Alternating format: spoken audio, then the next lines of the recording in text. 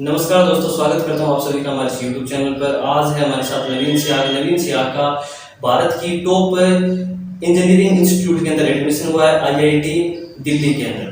तो इनका PhD chemistry के अंदर 2020-21 के अंदर एडमिशन हुआ है। और जो मैं बात कर रहा हूँ आईआईटी दिल्ली की, तो आईआईटी दिल्ली की यदि हम एक खास बात जानिए तो आईआईटी दिल्ली इंजीनियरिंग के अंदर दूसरा सबसे अच्छा इंजीनियरिंग का संस्थान है आईआईटी दिल्ली। तो दोस्तों वहां पर पीएचडी के अंदर नवीन सियाग का एडमिशन हुआ है। वैसे नवीन सियाग की हम बात करें तो इनकी हर एक क्लास के साथ, लगभग हर एक क्लास के साथ एक खास अचीवमेंट जुड़ी है। सारी बातें करेंगे, उससे पहले मैं आपको बता देना चाहता हूँ कि आप देख रहे हैं हमारी great series great Indian villager. अभी तक आपने हमारे इस यूट्यूब चैनल को सब्सक्राइब नहीं किया तो प्लीज दोस्तों सब्सक्राइब कर लेना, क्योंकि हमारी बैक टू बैक वीडियोस आ रही है। तो दोस्तों मैं यहाँ से शुरू करना चाहूंगा कि नवीन पूरे ऑल ओवर इंडिया से 21 स्टूडेंट का सिलेक्शन हुआ है आईआईटी दिल्ली के अंदर केमिस्ट्री डिपार्टमेंट के अंदर 2020-21 के अंदर। तो उनमें से नवीन सियाग एक है। फतेहाबाद जिले से सिर्फ अकेले हैं नवीन सियाग जिनका एडमिशन हुआ है। इसके अंदर पूरे हरियाणा से 2 या 3 स्टूडेंट हैं, लगभग इतने के आसपास स्टूडेंट है जिनका आईआईटी दिल्ली के अंदर केमिस्ट्री के अंदर पीएचडी स्कॉलर एडमिशन हुआ है।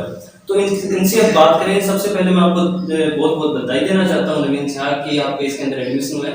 बहुत बहुत धन्यवाद और आपका स्वागत है। और सबसे अच्छी बात कि मैं ये मानता हूँ कि मुझे मौका मिला आपके इस चैनल पे इंटरव्यू देने का। मेन मोटिव जो हमारा है यहाँ पे कि मेनली जितने भी स्टूडेंट इस चीज़ को देखें तो ज़रूर कुछ आइडियाज़ फॉलो करें और अपने इस भट्टू एरिया से जितने ज़्यादा इंजीनियरिंग इंस्टीट्यूट में पहुँचे वो बड़ी बात है। थैंक यू नवीन भाई साहब। अभी मैं आपसे एक बात पूछना चाहूंगा कि जो आईआईटी एक है, जो इतना अच्छा संस्थान है, और एक जो हमारे नॉर्मल यहाँ पे पूरे भारत के अंदर और भी इंजीनियरिंग के कॉलेज है, इंस्टीट्यूट है और यूनिवर्सिटियां हैं, उनमें और इस आईआईटी दिल्ली के अंदर क्या डिफरेंस है? मेनली तो कोई डिफरेंस नहीं कहेंगे, बट अगर कोई इंसान आपसे पूछे कि what is the difference between देसी घी एंड डालडा घी, तो अब आप खुद समझ जाओगे क्या होता है। बट अगर स्कॉलर खुद से अच्छी मेहनत करे तो वो एक लो स्टेट लेवल के किसी भी लो इंस्टीट्यूट को हाई लेवल तक पहुंचा सकता है। मीन्स इंस्टीट्यूट कभी भी ऐसे नहीं है कि वो खुद से बने, बच्चों ने बनाया है। तो बच्चे अगर करेंगे तो आईआईटी के बराबर ही आ जाएंगे सभी इंस्टीट्यूट। तो ज़्यादा डिफरेंस नहीं करेंगे, शॉर्ट टर्म में मैंने आपको बता दिया। तो नवीन भाई साहब एक बात है कि आपका इस आईआईटी दिल्ली के अंदर किस बेस पर एडमिशन होता है? पीएचडी स्कॉलर के अंदर किस बेस पर एडमिशन होता है? हाँ, ये मैं आपको बताना चाहूँगा। सबसे पहले कि जैसे एमएससी, अगर आपको पीएचडी किसी भी सब्जेक्ट में जाना है तो आपको मास्टर्स की जरूरत होगी, उसमें एमएससी होना चाहिए। देन नेट का एक एग्जाम होता है और उसमें जेआर जूनियर रिसर्च फेलो जिसे बोलते हैं, वो क्वालिफाई होने के बाद जो वेरियस इंस्टीट्यूट हैं इंडिया में, आईआईटी से लीजिए, इसर भी है जो टॉप मोस्ट है साइंस का, तो इस तरह ये फॉर्म निकालते हैं एवरी 6 मंथ में। तो इनको फिल करने के बाद इंटरव्यू होता है आपका और आप अपने रिसर्च इंटरेस्ट के अकॉर्डिंग सिलेक्ट हो जाते हैं। नवीन भाई साहब, मैंने एक चीज देखी है कि आप पिछले काफी टाइम से कोचिंग दे रहे हो और आपके पास बहुत अच्छे स्टूडेंट है, काफी ज्यादा आपके पास स्टूडेंट है, आप आसपास के गांव से भी स्टूडेंट आपके पास आते हैं। तो आपने अपने घर पे कोचिंग देना इतना सही क्यों समझा, जबकि आपको एक अच्छा पे स्केल मिल सकता था किसी भी अच्छे एकेडमिक कोचिंग सेंटर के अंदर, किसी भी इंस्टीट्यूट के अंदर? तो इसमें क्या क्या था इसमें कि जो आपने वहां को प्रेफरेंस नहीं देकर अपने घर को प्रेफरेंस दिया? देखिए, इंस्टीट्यूट या फिर कोचिंग जो भी सेंटर्स हैं, तो यहाँ जो एक इन्वायरमेंट है कोचिंग इंस्टीट्यूट का, वो ये है कि जस्ट कैच द स्टूडेंट्स। हाँ जी, बच्चों को पकड़िए, चाहे वो कैसा ही है। लेकिन हम इसलिए मैंने वहाँ ज्वाइन नहीं किया, तो खुद मेरे बड़े भाई हैं, दोनों ने हमने साथ मिलकर ये सेट किया कि हम बच्चों को कुछ खास इन्वायरमेंट दें और उन्हें उनके पेरेंट्स से भी जोड़े रखें। क्योंकि मेनली क्या होता है, जब बच्चे मार्केट में जाते हैं किसी कोचिंग इंस्टीट्यूट में, तो उनका कुछ अलग सा बिहेवियर होता है। मीन्स वो फैमिली से नहीं जुड़े होते, कभी किसी इंस्टीट्यूट में सेंटर में गए, कभी किसी में। सो यही एक मेनली आइडिया था, एक अच्छी लाइन बनाने का और उन्हें कनेक्ट रखने का। दोस्तों मैं आपको खुद बता देना चाहता हूँ कि मैं इनसे काफ़ी लंबे टाइम से जुड़ा हूँ, तो इनका माहौल है इनका घर का, वो एक अच्छा एजुकेशन सिस्टम प्रोवाइड करवाता है। मैंने खुद ने यहाँ पे देखा है, पिछले काफ़ी सालों से नवीन और इनके बड़े भाई जितेंद्र सियाग बच्चों को कोचिंग दे रहे हैं और उनका बहुत अच्छा रिजल्ट भी आया है। और इनका माहौल है वो एक एजुकेशन लाइन से जुड़ा है काफ़ी टाइम से, और अच्छी एज के अच्छी क्लास के स्टूडेंट भी इनके पास पढ़ने आते हैं। जैसे कि मैं यदि आपको एक इंसिडेंट्स की बात बताऊं, तो जब ये फर्स्ट ईयर के अंदर सेकेंड ईयर के अंदर इनका एडमिशन था, तब इनके पास +1 और +2 के स्टूडेंट पढ़ते थे केमिस्ट्री फिजिक्स और मैथ के नॉर्मली ये सब पढ़ाते हैं। तो मैं एक बात पूछना चाहूँगा भाई साहब कि जो आपके भी मैंने ये सुना है कि आपकी हर एक क्लास के साथ एक कुछ खास इंसिडेंट से कुछ खास अचीवमेंट जुड़ी है। तो यदि आप 10th की बात करें, हम लोग 10th की बात करें, तो 10th में ऐसा क्या था आपके साथ? तो पहले मैं ये सब चीज़ें बताने से पहले आपको बताना चाहूँगा और देखने वालों को भी कि मेरी अचीवमेंट्स जो भी रही हैं उनको देख के कोई ऐसे ना सोचे कि जस्ट ये एक कुछ अच्छा है अपना ही चढ़ा रहे हैं, बल्कि इस चीज़ को अपनाएं और आप भी रिजल्ट पाएंगे। तो मैं अगर 10th क्लास से स्टार्ट करूं तो 10th क्लास हरियाणा बोर्ड से की है मैंने, एंड उसमें जो अपने मैथ्स साइंस एंड इंग्लिश थे उनमें आउट ऑफ 100 रहे हैं, एंड ओवरऑल रिजल्ट मेरा 94% था, एंड 2011 में पास आउट था 10th। अच्छा नवीन भाई साहब, मैं एक बात पूछना चाहूँगा कि आप आज PhD स्कॉलर के अंदर आपका एडमिशन है, तो आपकी जो क्या होती है, क्या एक रेगुलरिटी होती है, या क्या एक स्टूडेंट को रेगुलरली पढ़ना चाहिए, किस हिसाब से पढ़ना चाहिए कि वो एक अच्छा स्टैंड कायम रख सके और बाहर के इन्वायरमेंट से भी जुड़ा रहे, तो ऐसी क्या रूटीन होनी चाहिए? इसका जवाब देने से पहले आपसे एक छोटा सा क्वेश्चन, आप क्या मानते हैं मीन्स एक स्टूडेंट को एक दिन मीन्स 24 घंटे में कितना का पढ़ना चाहिए? वैसे नवीन भाई साहब, मैंने ये काफ़ी इंटरव्यू देखे हैं, तो उनके अंदर अलग अलग चीज़ें देखी है। जैसे कि कई बार ये भी बताया जाता है कि यदि हम नीट की प्रिपरेशन करते हैं, IIT की प्रिपरेशन करते हैं, तो उसके अंदर स्टूडेंट 15-16 घंटे भी बुक्स को देते हैं। और जबकि हम UPSC के कुछ स्टूडेंट्स की इंटरव्यू मैंने सुना है, तो उन्होंने ये भी बताया कि हमने रेगुलरिटी के 7-8 घंटे से भी UPSC क्रैक किया है। तो ये एक अच्छा काफ़ी हम जो कह सकते हैं अपवाद है, जिसको स्टूडेंट ज़्यादातर समझ नहीं पाते हैं कि कौन सा सही है कौन सा गलत है। तो ये था इस हिसाब से। ओके, तो वैसे तो चलो कह सकते हैं कि बॉडी टू बॉडी डिपेंड करेगा, लेकिन एक एवरेज और मैं खुद का एक्सपीरियंस शेयर करूं तो अगर हम रेगुलर 6 घंटे भी कम से कम पढ़ें रेगुलर, तो एक महीने में 180 घंटे हो जाते हैं अगर सीखे, तो इतना इनफ है। और हाँ बिल्कुल इतना इनफ है, जस्ट स्टडी की बात करी है मैंने। और अगर हम बात करें जैसे नेट के एग्जाम की, मेनली हमारा ये है नेट केमिस्ट्री, तो इस एग्जाम में भी काफी क्रश रहता है, काफी भीड़ है बच्चों की। तो अगर मैं आपको कहूँ रेगुलर आप 2 मेनली ज्यादा से ज्यादा 3 कर लीजिए, 3 महीने 6 आवर्स पर डे, काफी बढ़िया। अच्छा, ये आप अपना एक्सपीरियंस बता रहे हैं? हाँ जी। अच्छा, ये दोस्तों आप देख सकते हैं जो नवीन सियाग जो PhD स्कॉलर है IIT दिल्ली से, इनका एडमिशन हुआ है अभी हाल ही में, तो इन्होंने अपना खुद का एक्सपीरियंस बताया है कि आप इससे जान सकते हैं कि आप कितना टाइम दें स्टडी को कि आपका एक अच्छे इंस्टीट्यूट के अंदर, अच्छे संस्थान के अंदर आपका एडमिशन हो जाए। तो भाई साहब मैं ये पूछना चाहूँगा, आपका जो +2 था उसका कुछ क्या खास था ऐसा कि आपने जो +2 कहाँ से की, कब की, और कुछ खास अचीवमेंट? आप medical line, non medical line से थे? हाँ जी। तो 10th करने के बाद अपने यहाँ की बात करूँ तो भट्टू कला में government school senior secondary school, वहाँ से +1 और +2 किया है मैंने, और नॉन मेडिकल साइड से किया। रीज़न यही था मैथ साइंस अच्छे थे, तो मैथ साइंस के अंदर जाना था। और अचीवमेंट की बात करी जाए तो रेगुलर स्टडी के कारण एक अच्छी अचीवमेंट मिली भी, नॉट ओनली इन +2 बट +1 में भी अच्छा ही किया। यानी +1 में अगर बच्चा यहाँ टॉप करता है तो गवर्नमेंट से सपोर्ट करती है, हाँ जी, चाहे वो पैसे से हो या कुछ और। +2 में हरियाणा गवर्नमेंट मेरिट लिस्ट लगाती है, तो उन मेरिट लिस्ट में 2 स्टूडेंट्स थे, एक कॉमर्स से थे और एक मैथ। उस टाइम 2 स्टूडेंट थे जो मेरिट लिस्ट में आते हैं, उसके अकॉर्डिंग स्कॉलरशिप मिलती है अगर आप बैचलर करते हो मास्टर्स करते हो। अच्छा, ये जो आप ये दो स्टूडेंट थे, ये स्कूल के अंदर थे, ब्लॉक के अंदर थे या डिस्ट्रिक्ट के अंदर थे? ये अपने भट्टू कला गांव से ही थे। हम्म। एक कॉमर्स से थे और एक साइंस से मैं था। अच्छा, यानी कि इसके अंदर आप सिर्फ दो ही ऐसे स्टूडेंट थे जिनको ये अचीवमेंट यानी ये स्कॉलरशिप का फायदा मिला? हाँ, अपने इस सीनियर सेकेंडरी स्कूल से हम दो ही थे। दो ही थे।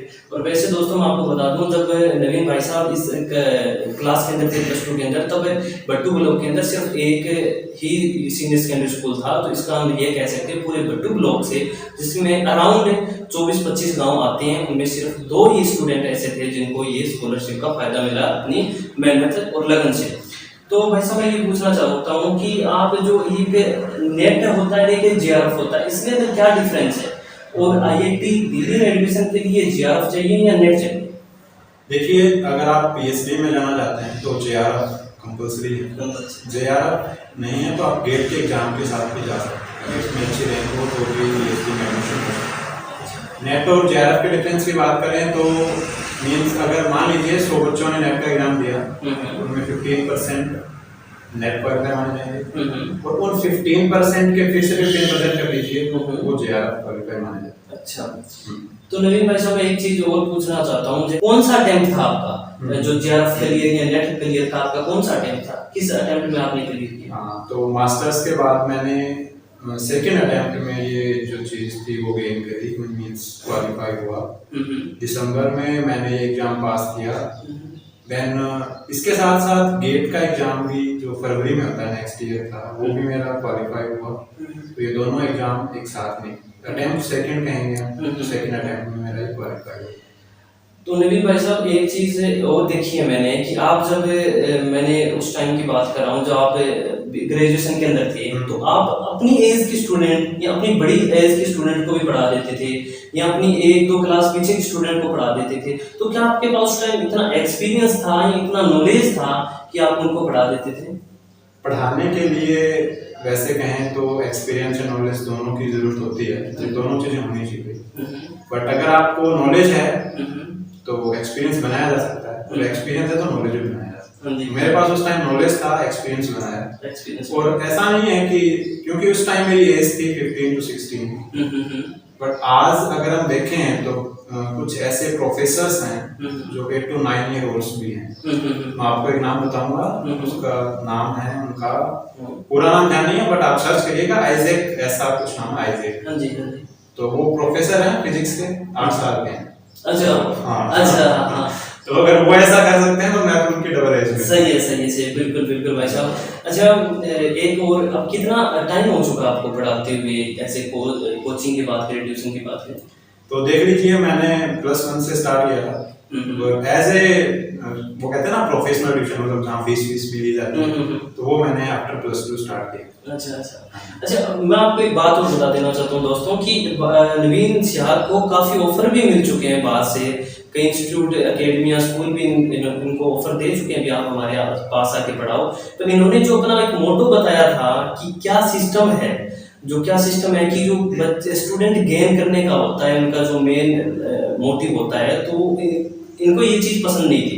तो इन्होंने अपने घर को एक एजुकेशन हब बनाया और वहाँ पर आज अच्छी खासी तादाद में स्टूडेंट आते हैं जो इनकी एजुकेशन सिस्टम से इंस्पायर है। और आपको कुछ स्टूडेंट तो ऐसे मैं बता सकता हूँ जो जब से पढ़ना शुरू किया तब से इनके पास है, जैसे 7-8 साल से कुछ स्टूडेंट इनके पास आ रहे हैं और इन्होंने काफ़ी अच्छे रिजल्ट भी दिए हैं दोस्तों, काफ़ी अच्छे रिजल्ट दिए हैं। इनके पास स्टूडेंट जो पढ़े हैं उनके काफ़ी अच्छे रिजल्ट आए हैं।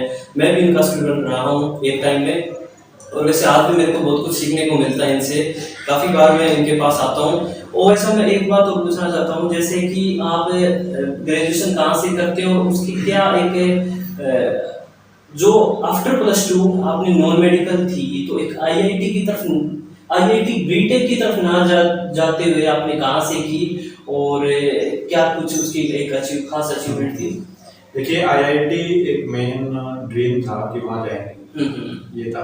पहले जब +2 में थे इतना नहीं पता था कि वे कितनी आईआईटीज हैं, कौन सी आईआईटी कौन सी रैंक पे है, लेकिन इतना था आईआईटी में जाएंगे। तो +2 के बाद मैंने एग्जाम दिया एंड उस टाइम कट ऑफ था अराउंड अबाउट 101, 360 का एग्जाम था, जनरल कैटेगरी के लिए 101 नंबर।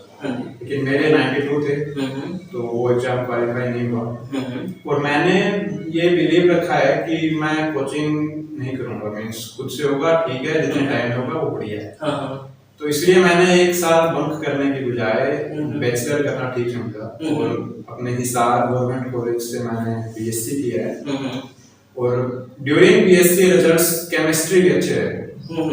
ऐसा नहीं कहूँगा कि केमिस्ट्री में इंटरेस्ट था, वैसे था, बट आप कह सकते हैं कि मेरे हर एक फील्ड में जो केमिस्ट्री का था उसमें अच्छे स्कोर रहे। उसने इंटरेस्ट क्रिएट किया कि हाँ हम कुछ अच्छा कर सकते हैं, और इसी के बेस पे मैंने फिर एमएससी केमिस्ट्री किया, जो कि अपने सीडीए चौधरी देवीलाल यूनिवर्सिटी से हिस्सा से। हाँ जी। अच्छा, आपने जो एमएससी है वो सीडीएलयू से किया है, तो सीडीएलयू की भी आपको एक खास बात बताने वाला हूं दोस्तों कि इनको सीडीएलयू के अंदर एक ऑफर मिला था एज ए स्टूडेंट। जब ये एमएससी कर रहे थे तो इनके पास एक ऑफर था। क्या ऑफर था वो, वैसे ये खुद ही बताएंगे, तो मैं आपको हिंट दे देता हूँ कि इनको वहां पर स्टूडेंट थे तो वहाँ पे पढ़ाने का भी मौका था, मिला था इनको। तो ये क्या सही है? हाँ, ये सही है। तो उस टाइम जो मींस एक अच्छे हार्ड वर्किंग स्टूडेंट्स थे, उनको वहाँ के जो केमिस्ट्री डिपार्टमेंट के चेयरपर्सन थे, उन्होंने बुलाया और कहा कि आफ्टर एमएससी अगर आप अप्रोच करते हो पढ़ाने के लिए तो आपका मोस्ट वेलकम। अच्छा, तो दोस्तों आप ये देख सकते हो कि बहुत कम ऐसे स्टूडेंट होते हैं जिनको सामने से एक प्रोफेसर या एक एजुकेशन हब, एक इंस्टीट्यूट, एक संस्थान आपको ऑफर दे कि आप हमारे संस्थान में पढ़ा सकते हो। जहां आज इतनी ज़्यादा मारामारी है, इतने कंपटीशन देखने को मिल रहे हैं, वहाँ पर इनको एक टाइम पर यह भी ऑफर मिला था। अच्छा भाई साहब, मैं ये पूछ रहा हूँ, आप काफ़ी टाइम से, वैसे तो बहुत सारे लोग जुड़े होते हैं पर जो बारीकियाँ नहीं बता सकते, नहीं समझ सकते, तो मैं ये पूछना चाहता हूँ, जो इंडियन एजुकेशन सिस्टम को बार बार टारगेट किया जाता है या कई लोग करते भी हैं, काफ़ी बड़े बड़े यूट्यूबर हैं या काफ़ी बड़े पढ़े लिखे हैं, तो क्या आपको भी ये लगता है कि कहीं ना कहीं खामी है किसी चीज़ में जो चेंज लानी चाहिए? देखिए, अगर थोड़ा सा बैक जाके सोचें, एजुकेशन एक सिस्टम जो था वो फैमिली से स्टार्ट होता था। तो अगर हमने फैमिली गायब कर दी तो क्यों किसी सिस्टम को दोष दिया जाता है? बिल्कुल। तो अगर समझने वाले इस सेंटेंस को समझ जाएंगे तो बेस्ट टेंस मेरा यही है। हाँ, ये भी देख सकते हो, इन्होंने थोड़े से शब्दों के अंदर, थोड़े से वाक्य के अंदर इन्होंने अपनी पूरी बात रख दी। अच्छा नवीन भाई साहब, आप जब एमएससी करते हो उसके बाद में आपने पीएचडी के अंदर आपका एडमिशन हो चुका है। अच्छा, कोरोना टाइम था, आपने नेट जेआरएफ क्लियर किया, तो आपका वहाँ पर क्या कुछ था कि जिस बेस पर आपका एडमिशन हुआ पीएचडी में? हाँ, पीएचडी में जेआरएफ के बेस पे एडमिशन हुआ। जेआरएफ होने के बाद मैंने फॉर्म अप्लाई किया आईआईटी दिल्ली से, तो उनका इंटरव्यू आता है और इंटरव्यू होने के बाद फिर उनका कॉल लेटर आता है कि आप हमारे यहाँ पे पीएचडी कर सकते हैं। और पूरे भारत में से आप सिर्फ 21 सिलेक्शन है आईआईटी दिल्ली केमिस्ट्री डिपार्टमेंट 2020 के 21 स्टूडेंट थे। अच्छा, 21 उनमें से आप भी एक। हाँ। अच्छा नवीन भाई साहब, एक चीज़ है कि पीएचडी एक डॉक्टर की उपाधि हमें मिल जाती है, नाम क्या डॉक्टर लग जाता है, अपनी इम्प्रूवमेंट हो जाती है, बहुत अच्छी इम्प्रूवमेंट हो जाती है अपनी एजुकेशन के अंदर। तो एक चीज़ और है, क्या खास बात है पीएचडी की, क्या बेनिफिट मिलते हैं अपने को पीएचडी के, और क्यों कोई स्टूडेंट पीएचडी करे? देखिए, मेनली बेनिफिट्स सबसे पहले जब हम स्टार्ट करते हैं कि हमारा करियर में 5 से 7 साल बाद हम कहाँ होंगे, तो यही सोचता है जब कोई मास्टर्स करके बच्चा निकलता है तो यही सोचेगा कि अब 5 साल बाद कहाँ होंगे, क्या कर रहे होंगे। तो पीएचडी एक बेस्ट ऑप्शन है।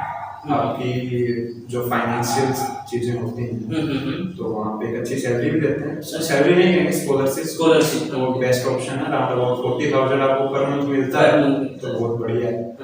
एक अच्छे इंस्टीट्यूट से पीएचडी करना मींस गोल्ड को थोड़ा गर्म करने जैसा है। अच्छा। जितना गर्म करोगे उतना चमकता जाएगा।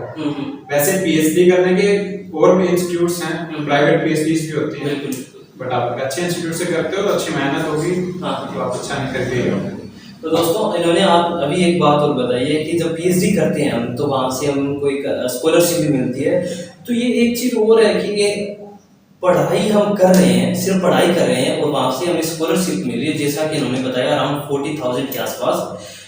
कहीं ज़्यादा मिल जाता है, कहीं कम मिल जाता है, पर फिर भी हम बात करें तो एक अच्छी खासी स्कॉलरशिप है पर मंथ। ये पढ़ाई के दौरान एक स्टूडेंट के लिए बहुत अच्छी है ये, पर वहाँ तक पहुँचने में बहुत एक मेहनत लगती है, जो कि नवीन भाई साहब बता चुके हैं कैसी मेहनत थी। तो भाई साहब अभी मैं आपसे कुछ एक दो बातें और पूछना चाहूँगा और उसके बाद में हम समाप्त करते हैं इसको। अच्छा, क्या ओवरऑल क्या एक्सपीरियंस है आपका इस पूरे सफ़र का?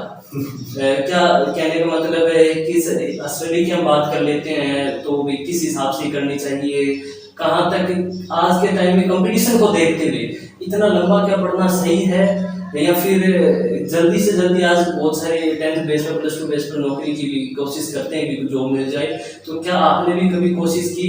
तो इसके बारे में ओवरऑल एक्सपीरियंस वैसा। मैं हाँ जरूर बताऊंगा आपको। तो जो हमने अब तक पॉजिटिव्स बातें करी है तो वो सुनने में अच्छा लग रहा है कि हाँ इतना जल्दी सब कुछ हो गया, बट ऐसा नहीं था।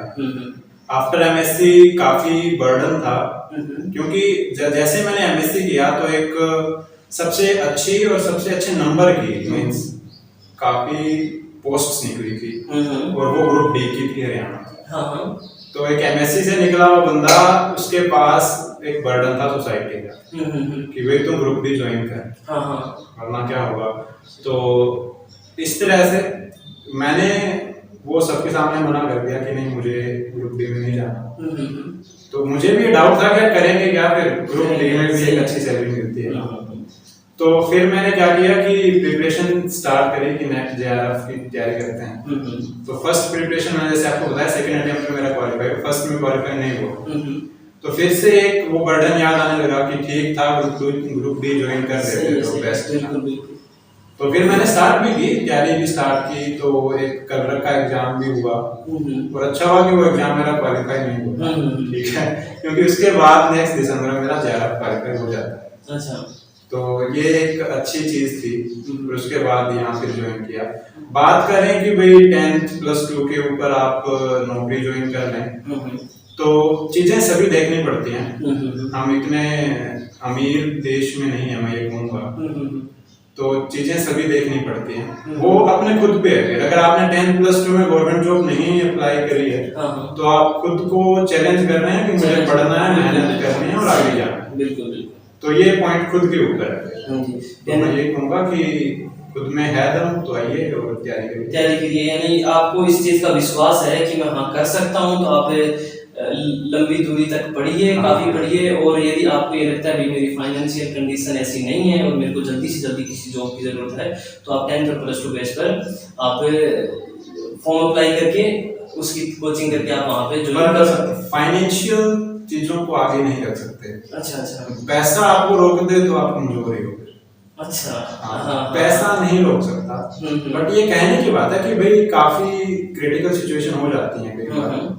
तो अगर आपके पास ऐसा रास्ता है कि उससे निकल के आप उस सिचुएशन को भी सोल्व कर दो और हायर एजुकेशन में पहुंच जाओ तो बेस्ट चीज रहेगी। अच्छा, की बजाय आप 10th 12th में उलझ जाओ। तो दोस्तों इस चीज़ का मेरे को नहीं पता था, तो जो मैंने भी फाइनेंशियल वाली बात बोली तो नवीन भाई साहब का एक अच्छा खासा एक्सपीरियंस है, तो इन्होंने इस बात को कट करते हुए इसका जो इम्पैक्ट था वो बताया कि ये पैसा इतना इम्पैक्ट, फाइनेंशियल कंडीशन इतनी इम्पैक्ट नहीं डालती आपकी एजुकेशन लाइन पर। तो आज थे हमारे साथ नवीन सिहाग का एडमिशन हुआ है IIT दिल्ली, जो कि भारत की टॉप इंजीनियरिंग इंस्टीट्यूट में से एक है। 2 नंबर पर आता है इंजीनियरिंग के अंदर IIT दिल्ली। तो इनका वहाँ पर एडमिशन हुआ है। इन्होंने अपने पूरे सफ़र के बारे में बताया, एक्सपीरियंस के बारे में बताया, अपनी क्वालिफिकेशन के बारे में बताया, अपनी अचीवमेंट्स के बारे में बताया, अपने जो इनका ओपिनियन है वो भी बताया कि कैसे क्या करना चाहिए, सब कुछ बताया नवीन सिहाग ने हमको। और हम बस यही दुआ करते हैं कि आगे बढ़ते जाएं, आगे इनका जो भी आगे जो मोटो है वो इनका कंप्लीट हो और उनके लिए ये मेहनत कर रहे हैं। तो आज हमारे साथ नवीन सिहाग ने फतेहाबाद डिस्ट्रिक्ट से अकेले ऐसे PhD स्कॉलर जिनका केमिस्ट्री डिपार्टमेंट IIT दिल्ली के अंदर एडमिशन हुआ है। पूरे हरियाणा से भी कुछ एक है, 3-4 के आसपास स्टूडेंट है, लगभग बहुत कम है, पूरे इंडिया से सिर्फ 21 स्टूडेंट है। तो अभी तक आपने हमारे YouTube चैनल को सब्सक्राइब नहीं किया तो प्लीज दोस्तों सब्सक्राइब कर लेना। फिर मिलेंगे हम एक नई वीडियो के साथ, तब तक के लिए धन्यवाद। ओके, धन्यवाद सभी को। और हाँ, कुछ 2-4 पॉइंट्स कहेंगे हाँ जी जो हर एक स्टूडेंट को अप्लाई करने चाहिए। तो please be join to the nature, means प्रकृति से जुड़े रहें। हाँ जी, बिल्कुल। ठीक है, सबसे इनिशियल जो चीज है वो यही है। और अपनी फैमिली से कनेक्ट रहें, मेनली ये है। मैंने आपको बताया फैमिली को हमने गायब कर दिया, एजुकेशन सिस्टम को दोष दे रहे हैं, ये अच्छा नहीं। सबसे पहला पॉइंट नेचर से जुड़े रहें, देन फैमिली से। बिल्कुल। और एक पेज बना लें और उस पे अपने आने वाले 5 साल के बारे में, खुद के बारे में जितना झूठ बोल सकते हैं बोलिए। अच्छा, तो खुद को बढ़ा चढ़ा के जितना बता सकते हैं लिख लीजिए। लिख लीजिए। आप खुद हैरान होंगे कि 5 साल बाद उन 10 पॉइंट में से आपने 3-4 गेन कर लिए हैं, अच्छा, जो आप कभी सोच ही नहीं रहे। सोचिए। ये 3-4 पॉइंट्स है, फॉलो करिए। तो जरूर जैसे ही पीएचडी प्रोग्रेस होगी तो एक बार और आपसे मौका मांगेंगे। हाँ जी, जब आपके चैनल पे आए। जरूर इस तरह से फिलहाल के लिए धन्यवाद, मिलते हैं।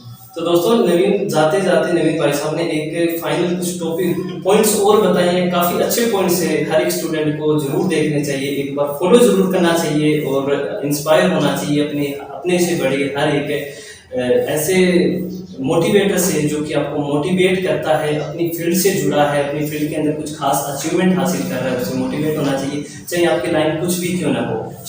यदि एजुकेशन लाइन है तो एजुकेशन लाइन से जुड़े मोटिवेटर से मिलिए आप, यदि आपकी कोई स्पोर्ट्स लाइन है तो उससे मिलिए। फिर मिलेंगे एक नई वीडियो के साथ, तब तक के लिए धन्यवाद।